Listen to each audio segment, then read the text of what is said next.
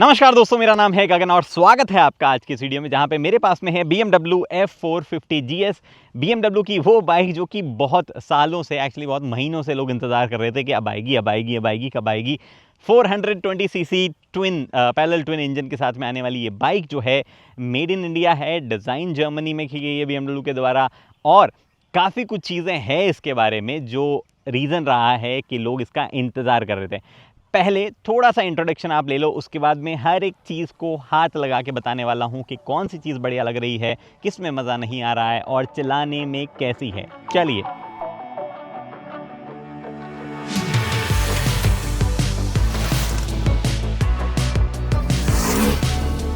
सी let me explain. Indian market में under 5 lakh bikes तो काफ़ी हैं, लेकिन पैरेलल ट्विन इंजन कम है, और है तो एडवेंचर सेगमेंट में नहीं है। और एडवेंचर सेगमेंट और पैरेलल ट्विन दोनों ही काफ़ी पॉपुलर हो रहे हैं अब इंडिया में। BMW और TVS की पार्टनरशिप के कारण हम ये भी देख चुके हैं कि BMW बाइक्स काफ़ी लो कॉस्ट हो सकती है। 4 साल पहले जब पहली बार 450cc पैरेलल ट्विन BMW की बात सुनी इंडियन बायर्स ने, तब से ही एंटिसिपेशन चालू हो गया।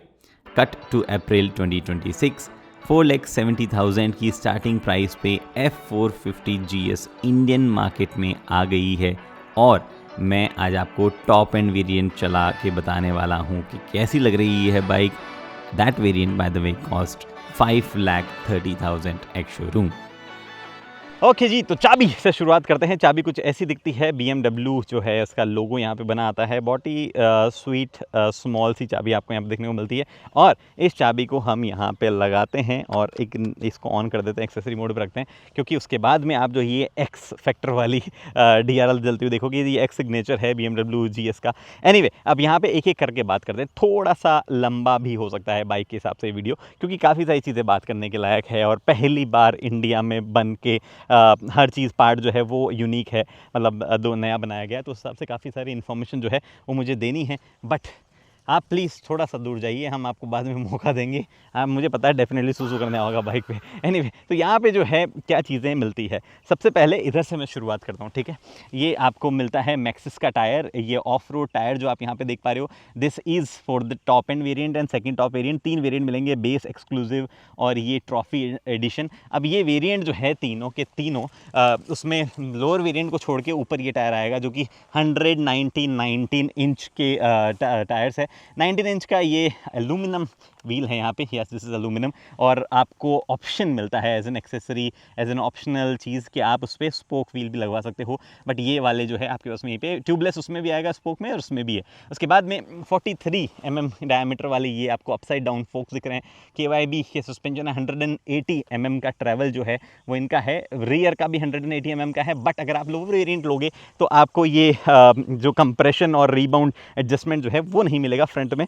और ये टॉप वेरिएंट में स्पोर्ट्स सस्पेंशन को कहा जाता है, वहाँ पे मिल जाएगा। These are also adaptive sort of suspension. अभी राइड करते वक्त इसके बारे में थोड़ी सी मैं और बात करूँगा। उसके बाद में और क्या चीज़ है जो कि मुझे यहाँ पे फ्रंट में बतानी थी, कुछ भी नहीं है। जो इस तरफ बतानी थी, DRL वगैरह पे आते हैं, हाई बीम लो बीम पे आते हैं, जो कि आप यहाँ पे देख पा रहे हो। ये आपके पास में लो बीम और ये हाई बीम। उसके बाद में DRL भी आप यहाँ पे जलती हुई देख ही रहे हो। उसके अलावा BMW LED by the way इन पे मार्क्ड है।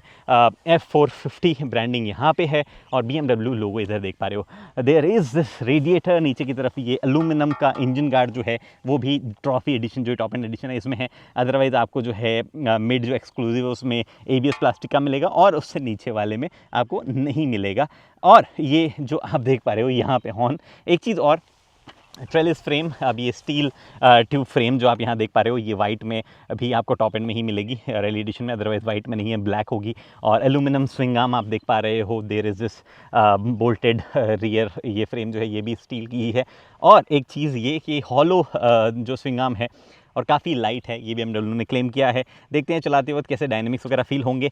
Engine is the interesting part. 420 CC का इंजन जो कि 48 हॉर्स पावर और 43 Nm टॉर्क देता है। 8750 RPM है जिस पे ये पीक पावर देता है, लेकिन टॉर्क जो है वो 6750 पे पीक आता है। हाउएवर BMW का कहना है कि 3000 RPM से ही जो है 80% टॉर्क आपको अवेलेबल होता है, जिसकी वजह से राइड करने में मज़ा आएगा। व्हाट इज़ इंटरेस्टिंग कि इसका जो एंगल है, क्रैंक एंगल, वो फायरिंग ऑर्डर वगैरह जो है वो बड़े ही इंटरेस्टिंग है। 130 135 डिग्री, अगर मैं गलत नहीं हूँ तो 135 डिग्री के आसपास है, जो कि थोड़ा सा अलग है आमतौर पे बाइक्स पे 270, 90, 180 उनके हिसाब से थोड़ा सा अलग है। और BMW का कहना है इसकी वजह से थोड़ी सी आवाज़ इसकी अलग है और ओवरऑल कैरेक्टर भी अलग होगा। चलाते वक्त थोड़ी सी बात उसके बारे में भी करेंगे, कैसा फील हो रहा है ओवरऑल। एंगल वैंगल ज़्यादा टेक्निकल जाने की बजाय मैं आपको सिंपली ये बताऊंगा कि वो फील कैसा हो रहा है, because that is the important part and that is also important एक और रीज़न की वजह से, वो ये है ERC। अब टॉप एंड वेरिएंट में आपको ये ERC ईजी राइड क्लच मिलेगा, जो कि बेसिकली एक सेंट्रीफ्यूगल क्लच है। अब ये सेंट्रीफ्यूगल क्लच जो है बहुत ही लेमन टर्म में अगर आपको बताऊं तो एक तरीके का ऐसा सा आप कुछ बॉक्स ले लो और मान लो कि क्लच जो है उसके अंदर फिटेड है और सेंट्रीफ्यूगल सिस्टम से 2700 RPM पे जाते हो तो ऐसे एक्सपैंड होके क्लच जो है इंगेज हो जाता है। अभी ये पूरा मैकेनिकल प्रोसेस है, ठीक है, तो आप इसको ओवरराइड नहीं कर सकते। ऐसे नहीं है कि बंद कर दिया चालू कर दिया, वैसा सिस्टम जो है वो पॉसिबल नहीं है। बाय द वे TVS की ब्रांडिंग देखनी है, वो देखो पीछे दिख रही है लुकास TVS, अगर आपको दिख पा रही है वहाँ पे ब्रांडिंग थोड़ी सी दिख पा रही है। ये TVS मुझे नहीं लगता है इस पर कोई बाइक लाने वाला है, दिस इज सोनली BMW थिंग। तो BMW जो है वही उन्होंने इस पर बनाई और वही जो है इस पर रखेंगे। एनीवे, तो यहाँ पे मैं बात ये कर रहा था कि जो ERC है, जो क्लच है, अब वो ओवरराइड आप नहीं कर सकते हो, बट आप जो है ये चीज़ को बेसिकली मतलब फील जब आप करोगे तो आपको थोड़ा सा ऑड लग सकता है। चलाते हो डिटेल में बात करूंगा इसके बारे में, बट फिलहाल के लिए समझ लो कि इट कम्स इन अ वे, जब आप ट्रैफिक वगैरह में राइड कर रहे होते हो तो ये थोड़ा सा इजी ओवरऑल राइड को फटीग फ्री बनाने के हिसाब से डेवलप किया हुआ है, बट आपको आदत डालने के बाद ही वो फटीग फ्री एक्सपीरियंस मिलने लगेगा।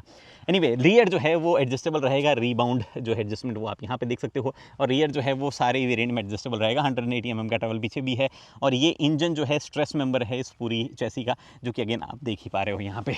ऑयल फिल्टर आप इधर देख पा रहे हो, ये दोनों आपको एग्जॉस्ट यहाँ से निकलते हुए दिखते हैं, कैटालिटिक कन्वर्टर, और साइड में फिर यहाँ पे ये एग्जॉस्ट है।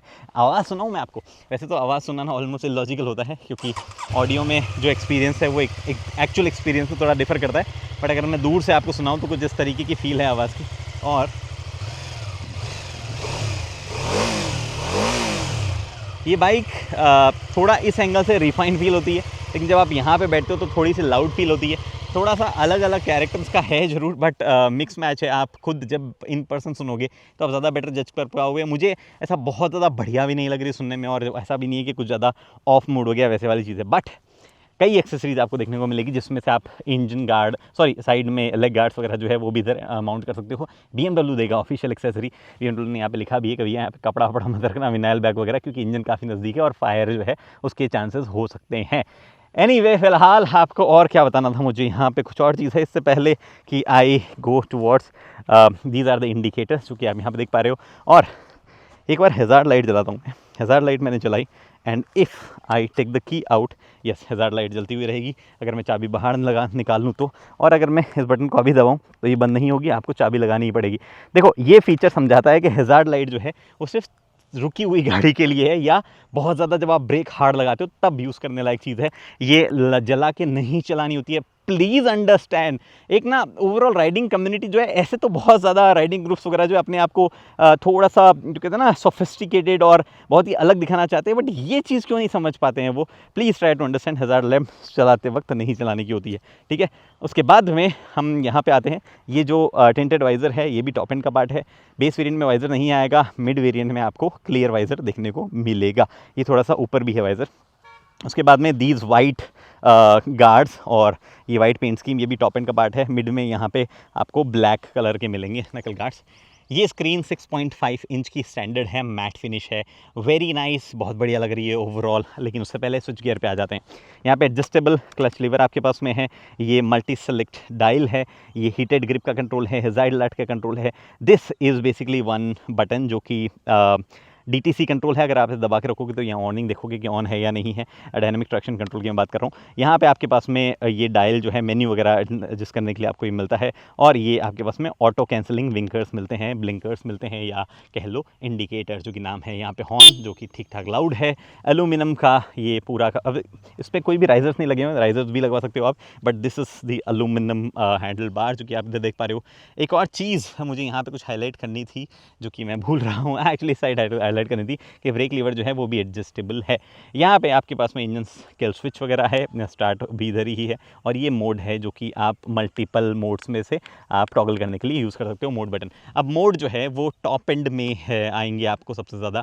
जो बेस है उसमें 3 मोड मिलेंगे आपको, रेन, राइड, रोड और एंडूरो। और एंडूरो प्रो मोड जो है वो बाकी मतलब बचे हुए और टॉप 2 वेरिएंट में मिलेंगे। अभी मोड्स वगैरह के अंदर जंप करूँगा, बट उसके अलावा यहाँ पे कुछ है, ये आपको इस तरीके के मिरर्स देखने को मिलेंगे जो कि काफ़ी सॉलिड है, वाइब्रेट वगैरह नहीं करते हैं, चलते हो, मैंने काफ़ी चला लिया है। इसके अंदर एंटर करूँ उसके पहले मैं 2-4 चीज़ें और दिखाता हूँ। यहाँ पे 14 लीटर्स का टैंक है, E20 कंप्लाइंट ऑब्वियसली। इधर आपके पास में 845 mm वाली सीट है।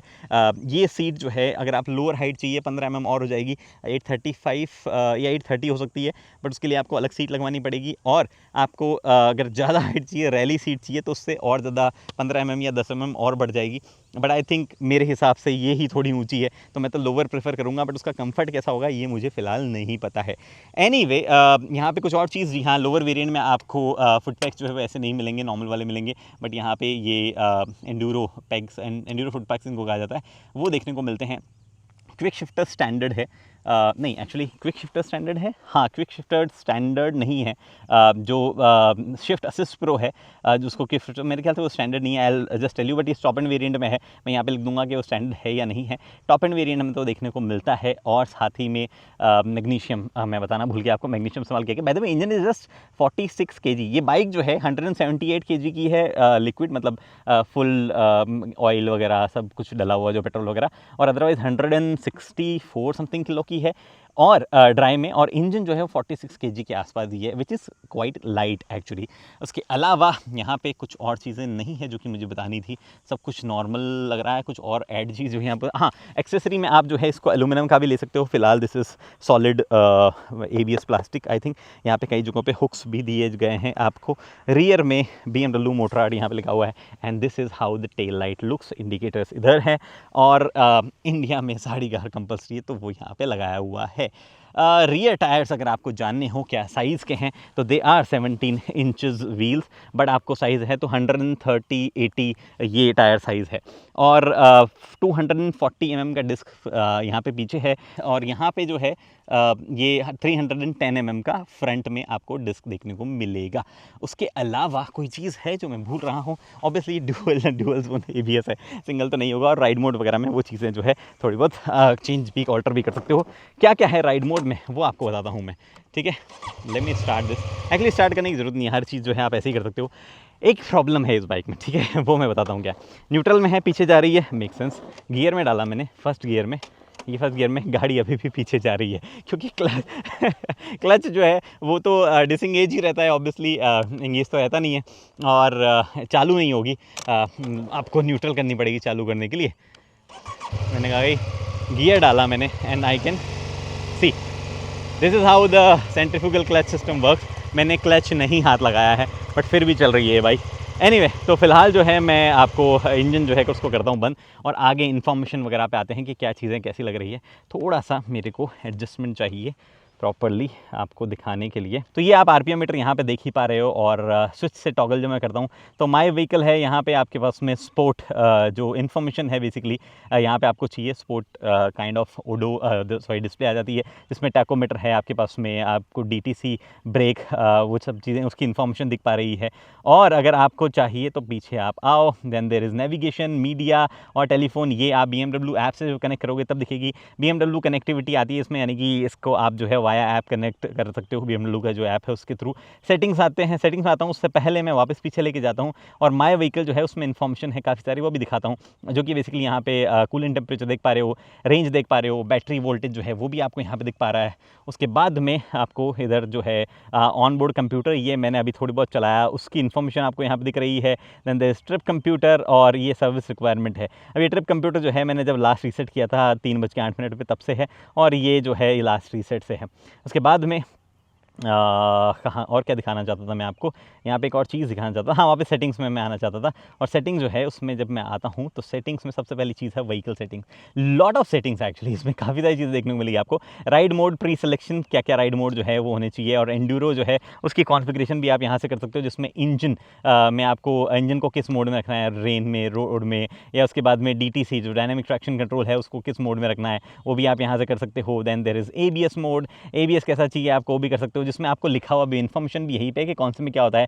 Front slip limit optimise for off road tyres, और दूसरे वाले में जो है स्लिप लिमिट ओवरऑल पीछे आगे पीछे दोनों की, और एंड्यूरो प्रो मोड में रियर व्हील जो है वो रियर ABS जो है ऑलमोस्ट पूरी तरीके से बंद हो जाता है। Then there is reset mode, उसके बाद में ये जो है आप यहीं से प्री सेलेक्ट कर सकते हो कि बाहर से जब टॉगल करते हो तो क्या क्या मोड में टॉगल होना चाहिए। लाइट्स में आपको जो है day time running light of करनी है, और ये जो ऑटो इंडिकेटर्स हैं उनको ऑफ करना है, क्या वो ऑप्शन है इधर आपके पास में। शिफ्ट लाइट ये भी आप कॉन्फ़िगर कर सकते हो कि ऑन रखनी है नहीं रखनी, और जब रखनी है तो भी किस RPM पे होनी चाहिए, स्टार्ट और एंड, और ब्राइटनेस क्या होनी चाहिए, एंड ऑल्सो फ्रीक्वेंसी क्या होनी चाहिए, जो कि देखो ये 4 गीगाहर्ट्ज़ पे है, ये 0 गीगाहर्ट्ज़ मतलब इस पर तो फिक्स स्टैटिक रहेगी, और अगर आपको चाहिए तो 8 गीगाहर्ट्ज़ पे भी आप ले सकते हो, जो कि ऐसे फास्ट गीगाहर्ट्ज़ क्यों बोल रहा हूँ, हर्ट्ज़ एक्चुअली ये है। और बेसिकली आपको जिस तरीके से चाहिए उस तरीके से आप छोड़ सकते हो। मैंने 4 हर्ट्ज़ पे रखी हुई थी इसको। उसके बाद में आगे और कुछ नहीं है जो कि मुझे बताना हो फिलहाल। सिस्टम सेटिंग्स में आता हूँ मैं। सिस्टम सेटिंग्स में क्या क्या चीज़ें हैं, यहाँ पे आपके पास डेट और टाइम, यूनिट्स में एक चीज़ मुझे सेट करनी थी। कंजप्शन जो है मुझे किलोमीटर पर लीटर में करना था, जो कि मैं यहाँ पे कर देता हूँ, ठीक है। उसके बाद में टेम्परेचर वगैरह सब जो है सही हुआ ही है, लैंग्वेज भी सही हुई है। Connection, phone connection, rider helmet, passenger helmet, सब चीज़ें आप कर सकते हो। मल्टीपल कनेक्शन आपको मिलते हैं। This is something typical of BMW। हमने और भी BMW की गाड़ियों में सिमिलर टाइप ऑफ मेन्यू और सेटिंग्स वगैरह देखी है। ये स्टेटस लाइन कंटेंट क्या होना चाहिए, क्या क्या चीज़ें आपको बाहर दिखनी चाहिए स्टेटस वाली लाइन में, और स्पीड लिमिट की इन्फॉर्मेशन दिखनी चाहिए नहीं दिखनी चाहिए, और बाकी इन्फॉर्मेशन जो है वो लाइसेंसेज और सॉफ्टवेयर वर्जन की यहाँ पे दी गई है। ये सब चीज़ें यहाँ पे अवेलेबल है। Quite user friendly. एक बार अगर आपकी आदत पड़ जाए तो ऐसा कुछ बहुत ज़्यादा दिमाग लगाने वाली चीज़ उसमें नहीं है, बहुत ज़्यादा कन्फ्यूजिंग चीज़ उसमें नहीं है। और साथ ही में अगर आपको मेन्यू में टॉगल भी करना है तो भी ऐसा नहीं है कि आपको याद करना पड़ेगा या बार बार कन्फ्यूज टाइप होगे। तो ये चीज़ें यहाँ पे है फ़िलहाल के लिए। अब मैं आपको वापस लेके चलता हूँ किस चीज़ पे, यहाँ पे क्या छोड़ा था मैंने, हाँ ये बता दिया मैंने आपको टाइप C मिलता है चार्जिंग, जो कि एक्चुअली काफ़ी नीटली और काफ़ी बढ़िया तरीके से यहाँ पे जो है टक्ड इन है।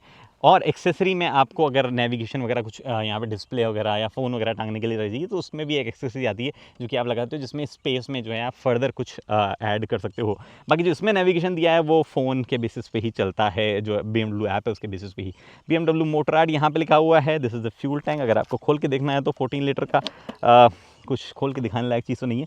Is this a plastic tank? नहीं, दिस सीम्स लाइक मेटल। यहाँ से ऊपर से प्लास्टिक, नीचे से मेटल लग रहा है। I am not sure.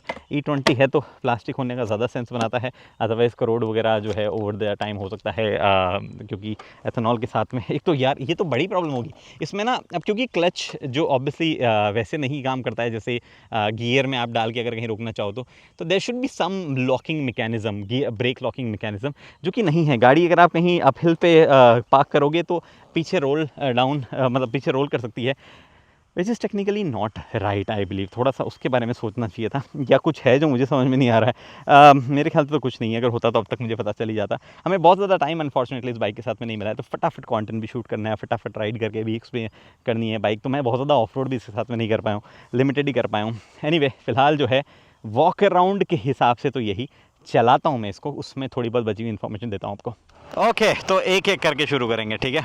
तो सबसे पहले चाबी घुमाओ, एक्चुअली नीचे उतरो सबसे पहले, ठीक है।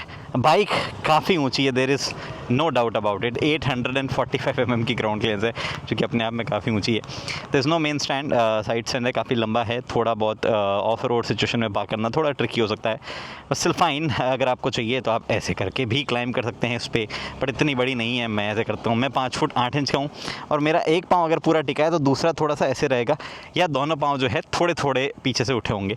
ऐसे वाला हिसाब मेरे साथ है 5 फुट 8 इंच के साथ। अगर मैं लोअर सीट हाइट के ऑप्शन के साथ जाऊँगा तो कोई इशू नहीं होगा, दोनों पाँव परफेक्टली टिकेंगे।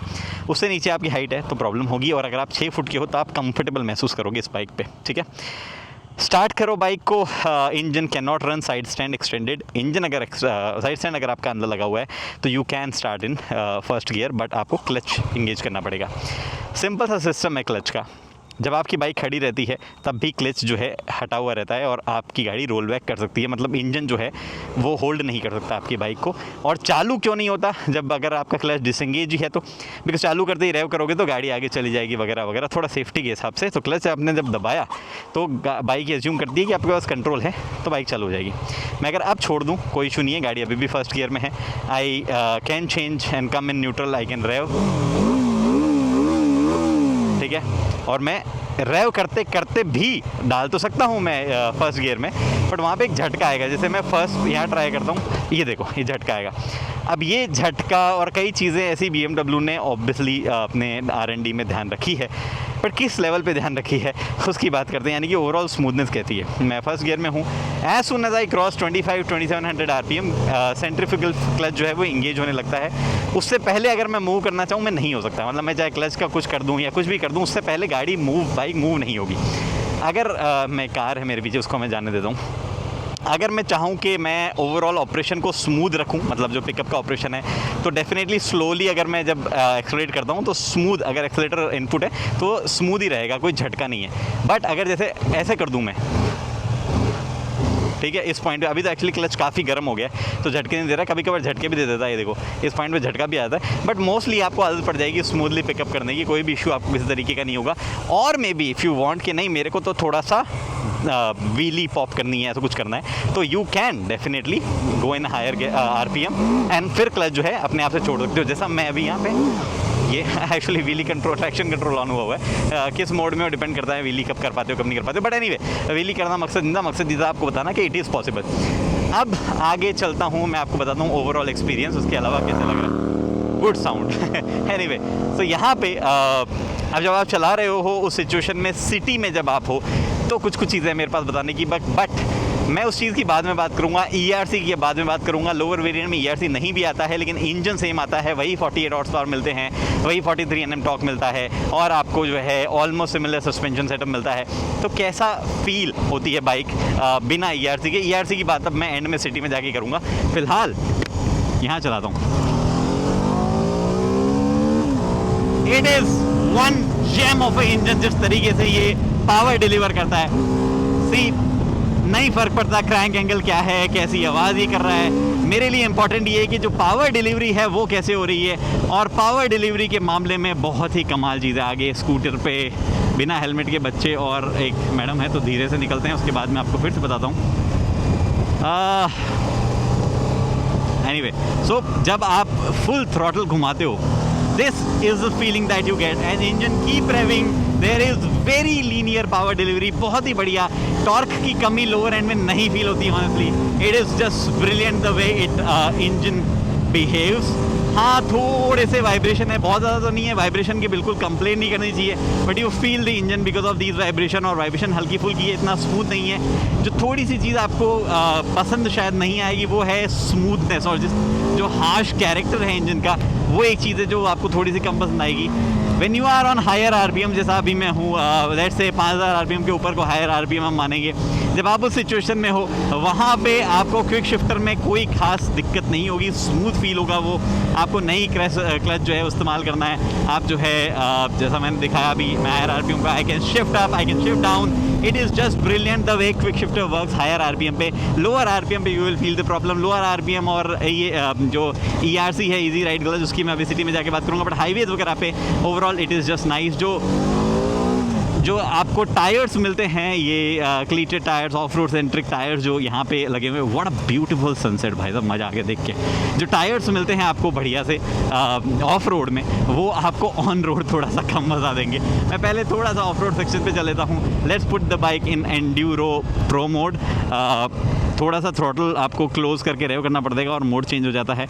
और अब भाई दिस इज़ ब्रिलियंट, स्लाइड करते हुए जाते हो आप, बाइक काफ़ी कंपोज लगती है ऑफ रोड। और एंड्यूरो प्रो मोड में रियर ABS जो है वो भी बंद हो जाता है, तो you can slide, you can also slide while accelerating, काफ़ी बढ़िया। इनफैक्ट अगर मैं थोड़ा सा ख़राब पैच पे जाऊं, जो कि मेरे पास में यहाँ पे है, यहाँ मैं चलता हूँ, और ख़राब पैच पे भी अगर मैं जाऊँ तो वहाँ पे भी कॉन्फिडेंस तो मिल रहा है मेरे को, भले ही हाइट ऊपर हो और वेट जो है 170 के, it's not very light bike, but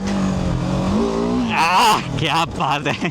तो सस्पेंशंस ऑफ रोड के सिस्टम ओवरऑल जैसा तरीके से ऑफ रोडिंग आप कर रहे हो उसको ओवरऑल कॉम्प्लीमेंट करता है। एक्चुअली काफ़ी कम टर्निंग रेडियस भी हो सकता है, ऐसा लगता है कि बाइक टर्न करने में मुश्किल होगी, but I am able to handle it very well. और यहाँ पे देखो क्लच मॉड्यूलेट मैं कर पा रहा हूँ। इनफैक्ट अगर मैं क्लच छोड़ भी दूँ तो भी देखो मैंने अभी क्लच छोड़ा हुआ है एंड मेरे को ऑब्वियसली पूरा पकड़ना पड़ेगा हैंडल बार, पर क्लच मैंने छोड़ा हुआ है और फिर भी मैं ईजिली ये चीज़ कर पा रहा हूँ। हालांकि एक प्रॉब्लम है, मैं पहले भी ऑफ रोड कर रहा था इससे, और ऑफ रोड करते टाइम पे ईजिली बोल देता है कि भैया क्लच का टेम्परेचर हाई हो गया है बिकॉज ऑफ द ERC जो सेंट्रीफ्यूगल क्लच है। और वहाँ पे जो है प्रॉब्लम आने वाली है। जो भी लोग इसको ज़्यादा ऑफ द रोड सिचुएशन में ले जाने वाले आप डेफिनेटली इसका क्लच जल्दी बर्न करेंगे। जबकि काफ़ी जो कहते हैं ना कॉन्फ्लिक्टिंग चीज़ है, जो नॉन ERC वाला क्लच है वो आप ज़्यादा बेटर तरीके से मेरे ख्याल से गेज कर पाओगे, बट उसमें आपको टॉप एंड वेरिएंट जो कि ज़्यादा ऑफ रोड सेंट्रिक है वो नहीं मिलता है। और जो ऑफ रोड सेंट्रिक वेरिएंट है उसमें आपका क्लच जो है वो हीट भी थोड़ा जल्दी होता है और बर्न भी ज़्यादा होगा अगर वो हीट हो रहा है तो। फिलहाल जो है थोड़ा सा और ऑफ द रोड जगह पे जाता हूँ, देखता हूँ सस्पेंशन वगैरह कैसे लग रहे हैं, क्या इनफ ग्राउंड क्लियरेंस फील होती है। यहाँ पे चलते हैं। ओ बड़ा गड्ढा, भाई वाह। हाँ इंजन में कोई शिकायत नहीं है मुझे, ठीक है। एक शिकायत है जो कि थोड़ा सा गर्म हीट जिस तरीके से डिसिपेट होती है पाँव पे लगती है, वो थोड़ी सी शिकायत हो सकती है, बट सस्पेंशन से भी कोई शिकायत नहीं है, वर्क्स ब्रिलियंट। हाँ, और ऑफ रोड में टायर्स भी बढ़िया हैं। ऑन रोड ये टायर जो है कुछ जगह बाइक को हल्का सा वेवी बना रहे हैं और कम स्टेबल फील करवा रहे हैं, बट आई थिंक जो रोड टायर्स होंगे वो ज़्यादा बेटर होंगे। हाँ, should we go back to the, अब देखो जो मोड्स के डिफरेंट चीज़ें आती है, मतलब जो डिफरेंट, वाओ गाड़ी ऐसा, वाह बहुत बढ़िया। मैं सिंपली ज़्यादा कुछ नहीं करना है, आपको जो है वापस मोड चेंज कर देता हूँ। मैं रोड मोड पे आता हूँ एंड रोड मोड पे ऑब्वियसली थ्रॉटल, ट्रैक्शन, ABS ये सब चीज़ें जो है चेंज होती है। बट अब जो है नॉर्मल रोड वाले कैरेक्टर बात करते हैं। एक तो हीट जो है वो सीधी आपके पाँव पे नीचे की ओर लगती है, तो अगर आपने बड़े बूट नहीं पहने, जैसे कि मैंने ऊपर की लेंथ तक के बूट नहीं पहने, तो आपको वो हीट हल्की लगती हुई फील होगी। And that is when the temperature is nearly 35-36 degree. Peak आज दिन में गया था, थोड़ी हाई स्पीड पे नहीं लग रही है, बट सिटी स्पीड पे वो लगेगी आपको।